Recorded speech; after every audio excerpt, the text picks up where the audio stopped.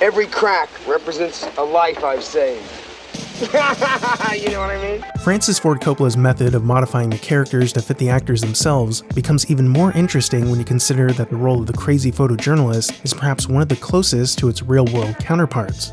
In this video, we'll talk about how Hopper's own major artistic risk led to a career slump that Apocalypse Now would help fix, how Hopper would bring even more insanity to the production, the inspirations for the photojournalist character, and the story behind the Colby character that was cut from the movie, including the crazy death scene of Colby and the photojournalist that didn't make it into the final film. Terminate. With extreme prejudice. Are you an assassin or a soldier? When the patrol boat docks at the Kurtz compound, they are greeted by a man who introduces himself as a photojournalist. I'm an American! His name is never mentioned in the movie, but in a call sheet, we can see that his name is Hurley. In Coppola's 1975 rewrite of the script, the character's name is Moonbee, and is an Australian soldier who has deserted his post. In the script, Moonbee says that he convinced the Montagnard army not to kill Willard and the patrol boat crew, but it was difficult because they don't want Kurtz to leave. Moonbee also says that Kurtz was going to kill him for being a deserter, but didn't because Moonbee had hidden a huge stash of various drugs in the jungle. None of this is in Milius's 1969 version of the script, but in that version, we learn that Kurtz's army is being funded by a huge stash of drugs. This is the way the fucking world ends. Look at this fucking shit we're in, man! At the time that Apocalypse Now was in production, Hopper's career had been slowly dying for 6 years, all because of one movie. But before we get into that, I want to give you a couple of movie recommendations you can find on this episode's fantastic sponsor, Mubi. If you don't already know, Mubi is a curated streaming service dedicated to elevating great cinema from all around the globe, and features everything from iconic directors to emerging auteurs. If you're in the United States, you can watch Nicholas Winding Refn's hyper-stylized follow-up to Drive, Only God Forgives. When it first came out, people didn't really know what to make of it, but it's finally now getting the recognition it deserves. And the soundtrack is so frickin' cool. Check it out. Or check out the unique and hilariously bizarre The Death of Stalin, a silly satire surrounding the insanity following the death of Russian dictator Joseph Stalin. I'd say it's kind of like Drunk History meets Blackberry. Discover the best of cinema at your fingertips, streaming anytime, anywhere. You can try Mubi free for 30 days at mubi.com/cinematyler. That's mubi.com/cinematyler for a whole month of great cinema for free. Or join Cinematyler on Patreon at the $5 level to get extended access to Mubi as a perk. Now back to the show. In 1969, Hopper had become an icon for the youth with his movie Easy Rider, which he directed, co-wrote, and starred in. The super low-budget movie made a ton of money, and the screenplay even earned Hopper an Oscar nomination. In the same year, he had a role in the John Wayne classic True Grit. I can't do a thing for you, son. Your partner's killed you, and I've done for him. The movie also featured another Apocalypse Now actor, Robert Duvall. I call that bold talk for a one-eyed fat man. Fill your hand, you son of a bitch! But in 1971, he wrote, directed, and starred in The Last Movie, and it was a box office failure. Hopper attributed the failure to Universal refusing to distribute the movie properly. After seeing the enormous success of Easy Rider with young people, Universal allowed Hopper to do whatever he wanted, but they were horrified by the abstract, experimental nature of the movie he turned in. I wasn't going to re-edit the movie, which is what he wanted me to do. They recut it. No, they never could recut it because I had Final Cut. But I had Final Cut and cut my own throat. Despite winning the Critics' Prize at the Venice Film Festival, the movie is really only now being recognized for its artistic merit. Nonetheless, after the failure of the movie, Hopper was basically exiled from Hollywood for nearly a decade, acting in only a few low-budget movies. As far as my career was concerned, when I was delightful to hear that I was going to go do anything, anywhere. I didn't know till 2 weeks before I came here that I was even going to be in the picture, much less play the photojournalist, the guy in tatters and rags, taking photographs, trying to explain what this was all about and how it's blown his mind away. On October 1st, Coppola made a memo that Hopper's character is, quote, a very important element of the script in that he is really the comic relief. I should have been a pair of ragged claws scuttling across floors of silent seas. Stay with the book. Hopper arrived in the Philippines on September 6th, and a production assistant named Tony Dingman was given the job of keeping an eye on him. Dingman said, when Dennis arrived, he brought so much laughter and excitement. Hopper was a pretty eccentric guy known for his erratic behavior. One night, Hopper had been drinking and threw a bottle at troops on patrol in Manila. They might have shot him if it hadn't been for Dingman dragging Hopper away. Hopper was always late to the set and would arrive drunk and stoned. Dingman was tasked with keeping him on time and sober, but soon Dingman and Hopper would arrive late to the set and they'd both be drunk and stoned. Dingman, Hopper, and the prop guy would go out drinking and visit a local massage parlor 2 or 3 times a day for a happy ending. Hopper had brought his girlfriend with him to the Philippines, and one time at 2 in the morning, the crew was woken up by the sound of screaming coming from his room and then pistol shots. Hopper ran into assistant director Jerry Zeismer's room to hide. He told Zeismer, "I'm okay, she just gets like this sometimes. It doesn't last long." He said, if you take my picture again, I'm gonna kill you. And he meant it. In an interview for NPR's Fresh Air, Eleanor Coppola was asked why Francis cast Hopper during a period in which Hopper was experiencing some serious issues and had a drug problem. Well, I don't think Francis actually realized he was in that kind of shape. He thought he was a really good actor, and he had a lot of admiration for him, and he was cast in a role, a Green Beret role, and when he really got out there, Francis realized there's no way that he could play this the Green Beret, and he had to then sort of invent a part for him because he thought he was very talented and there must be some way to use his gifts. And so Francis has the great ability to make the part fit the actor rather than the other way around. If the actor comes and can't play the part as written, he rewrites the part. And he certainly did that in Dennis's case and tried to somehow utilize the character that he was, because that was one of the issues in the Vietnam War, is the use of drugs and the availability of drugs. And in fact, there in the Philippines, because of where we were there in Asia, there were drugs available and cheaply, and things that aren't available just here in while everybody's home in Los Angeles, so that there was experimentation. Also, let's not forget that, like Coppola, Hopper was an alum of B-movie mogul Roger Corman, and Coppola must have had an admiration for Hopper as an auteur filmmaker who took big risks and didn't let studios compromise his artistic vision. The character that Dennis Hopper played wasn't even in the script. I just made it up out of, when I saw him, how wacky it was, I made it out of the character that's in the Conrad.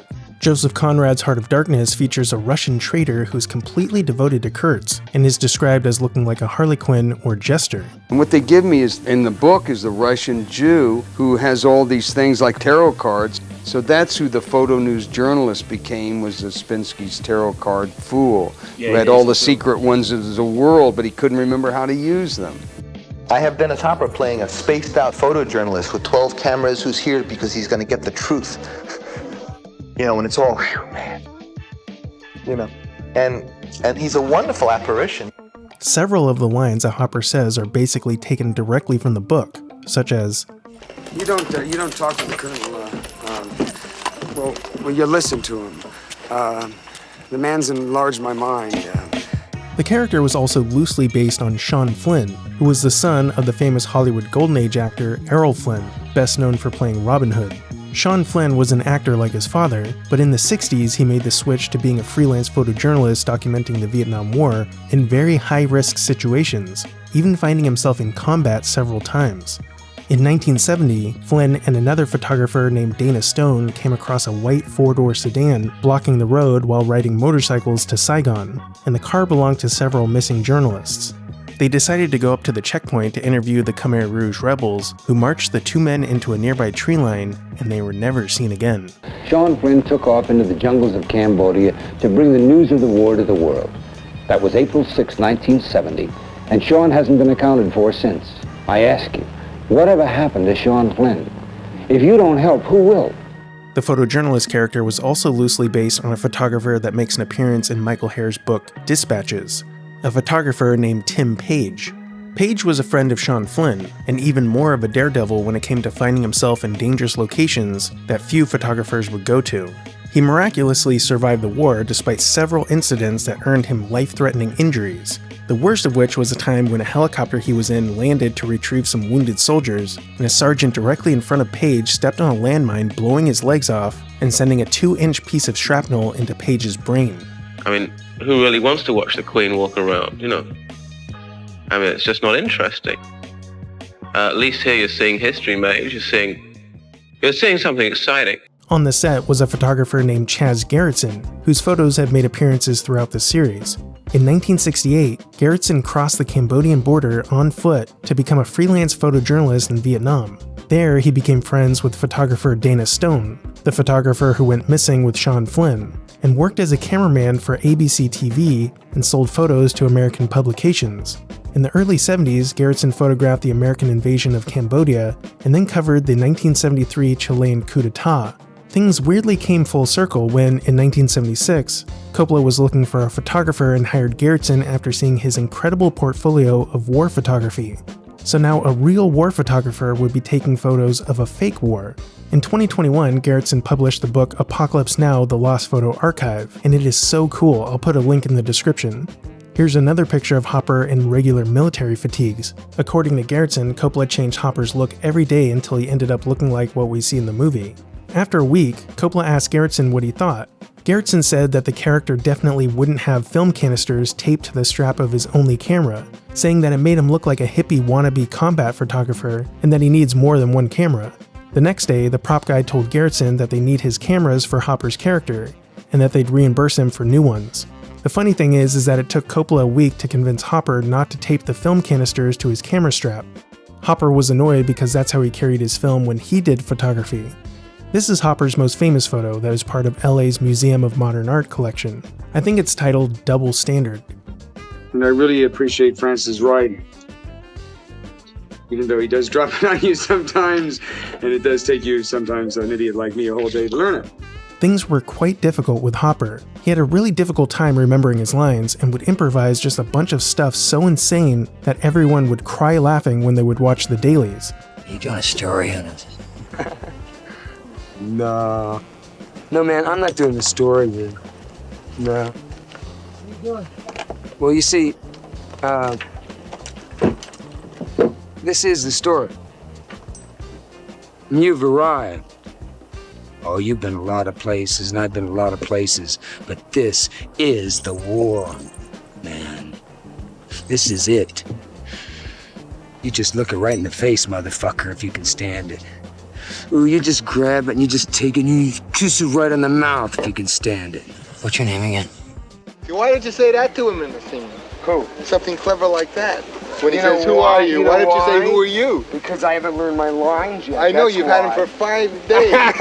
You should say that, all that in the scene. I do, but you see, the director says, you don't know your lines. And then, like, Well, you know... if you know your lines, then you can forget them.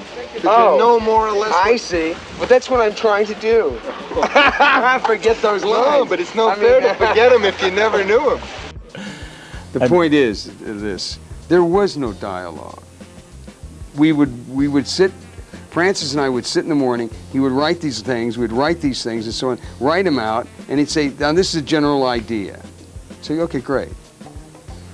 Then we'd go and improvise. There was nothing. I mean, he's talking about learning your lines. What lines, Francis? Good God, I've been improvising You everything. just said that to him? Well, I mean, yeah, but I mean, you know. But I mean, I'd say, oh, well, I mean, about learning my lines, I guess I didn't learn my lines. Yeah, well, you should learn your lines. There wasn't any lines. There wasn't any end to the movie. There was no character for me to play. Because so much of Hopper's dialogue was improvised and it would be extremely difficult to cut around, Hopper's scenes were shot with 3 cameras, wide, medium, and close-up, which meant 3 times the film for the already costly production.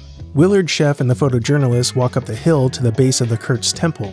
This was a complicated dolly shot past the whole front of the Kurtz compound that took a lot of preparation. Storaro's key grip made a makeshift bridge for the dolly track that stretched over 100 feet. The place really smelled because of all the chicken crap everywhere, and the key grip laughed and said something in Italian like, "Mr. Coppola has us down here working in this shit." And Coppola said, "Well, that's life." And the key grip said, "No, that's not life, that's the movie business. In life, I have a nice place that smells good." Willard sees a couple of Green Berets who are now part of Kurtz's army, and recognizes one as Colby, the assassin who was sent to kill Kurtz before him. This group of Kurtz's men looks similar to the group that John Milius described in the first part of his original script. Basically, they look like psychedelic soldiers who have been living in the jungle. It's a really cool and surreal looking shot. We see fog rising from the ground without any in-world explanation. The production brought in tons of dry ice to add to the weirdness. It's kind of funny to imagine Kurtz's army seeing the boat arrive and putting dry ice around and setting off colored smoke grenades to make themselves look cool. Willard takes a closer look at the man who was once just like him, but now completely under Kurtz's spell. Colby. In an outtake, Willard asks Colby about all of the bodies around. Last night. NVA regulars. We killed most of them. I think. The character of Colby is a really interesting one and was meant to be a much bigger part of the story originally. In the summer of 1976, when Coppola hired G.D. Spradlin and Harrison Ford for the mission briefing scene, he also hired Dennis Hopper at $5,000 a week, but Coppola wasn't sure how he'd use him. When Hopper was brought on, the initial thought was that he would play Colby, but when Colby's role started getting diminished as Coppola reworked the story on location, Hopper was put on the newly invented photojournalist character. For Colby, Coppola went with an unknown actor named Scott Glenn, who would go on to have a celebrated career, my favorite role of his probably being Jack Crawford in The Silence of the Lambs. Clarice. Glenn actually paid for his own flight to the Philippines and was originally going to play a background part before Coppola upgraded him to the role of Colby, but still, he was only paid $664.40 per week while playing the part. During the deadly typhoon that shut down the production, Glenn risked his life going to the countryside to rescue locals. This was not out of character considering that not only was Glenn a veteran of the Vietnam War, but to prepare for the role, he and Charlie Robinson would spend all night patrolling the jungle next to the Kurtz temple and lived in huts eating roots and leaves with the military advisors. Despite all of that preparation, almost all of Scott Glenn's work on the movie wound up getting cut during the edit. The heads. You're looking at the heads. Sometimes he goes too far, you know. He's the first one to admit it. What's interesting here is that the heads are real. I mean, not like that. The heads were played by actors who were in boxes that were dug into the set so that only their heads poked out. They only appear in a couple of shots and were decently far away from the camera, which was an amazing detail considering how miserable it was to play one of the heads. Those actors had to be basically buried from 8 a.m. to 6 p.m. with one break for lunch. It was really hot and they were in direct sunlight, so little umbrellas would be placed over them in between takes. One of the heads was played by Tony Detman, who actually introduced Francis and Eleanor to each other. During the part where Hopper and Sheen are walking up to the temple, Coppola was getting really frustrated with Hopper not knowing his lines and challenging him on everything. So one morning, Coppola went to assistant director Jerry Zeismer and told him that Hopper was driving him nuts. Coppola came up with hand signals so that Zeismer could communicate to him how he thought the scene was going. Coppola said, "Look, I'm going crazy. I want you to signal to me what you think, to help me, see? Look, pull your right ear if I should stay with the same shot and go again. If I should change the setup, wipe your forehead, see?" In her diary, Eleanor Coppola wrote, "During one take, Dennis Hopper backed up and stepped right at a girl's cheek and collapsed part of the container she was in, nearly stepping on her face. The mud on both sides of the dolly track was deep, and people kept slipping. Dennis and Fred Forrest both fell during takes. The sound man had someone hold onto his belt in the back and stabilized him as he followed the actors, so that he wouldn't fall with the boom. On take 26, Hopper yelled, 'What do you want me to do?' And Coppola yelled back, 'I told you 100 times there are some fucking heads on the fucking walkway, and you're saying what a great man Kurtz is, and you're trying to bridge that contradiction. Explain to Willard that I know it looks funny, but the guy goes too far, but he admits that he's a good man. Action.'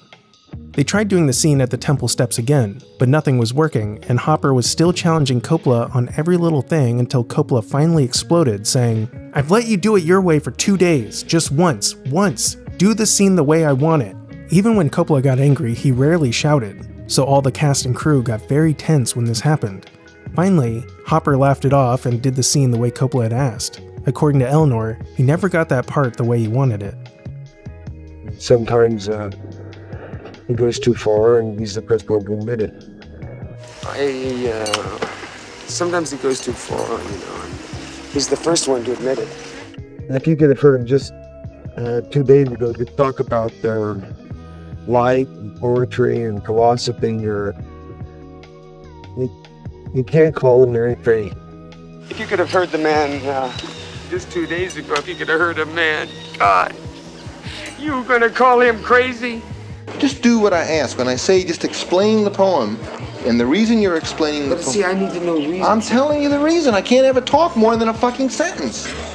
The reason that you're explaining the poem to him is because you want to indicate to this guy that he does not understand Kurtz, that Kurtz is a strange man. What you're trying to express is that he's kind of in the twilight zone. That his twilight zone is our twilight zone.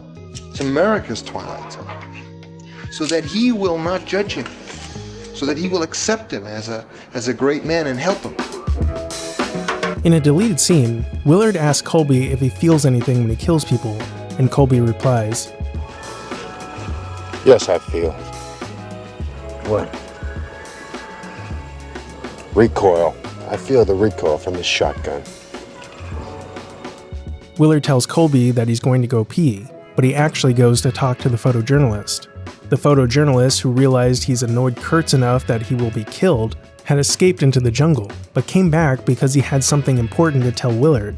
Willard finds a knife and a corpse and hides it under his shirt. While the photojournalist is demanding that Willard uphold Kurtz's reputation when this is all over, Colby sneaks up and shoots him.